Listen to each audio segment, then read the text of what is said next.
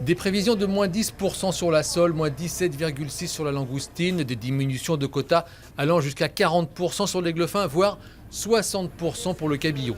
Les ministres européens ont du pain sur la planche pour essayer d'atténuer la baisse des quotas au risque d'avoir maille à partir avec leurs pêcheurs respectifs.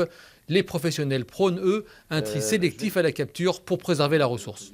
C'est le cabillaud et l'aigle-fin où il y a des propositions de diminution assez importantes qui sont de moins 40, un peu plus de moins 40 et moins 60 pour le cabillaud.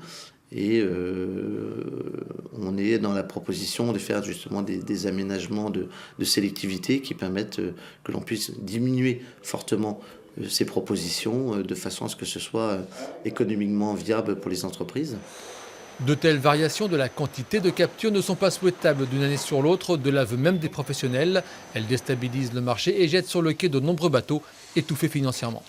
On parle aujourd'hui d'une possibilité de baisse des quotas de cabillaud de moins 60%, d'une possibilité de pêche des quotas d'aigle-fin de moins 40%.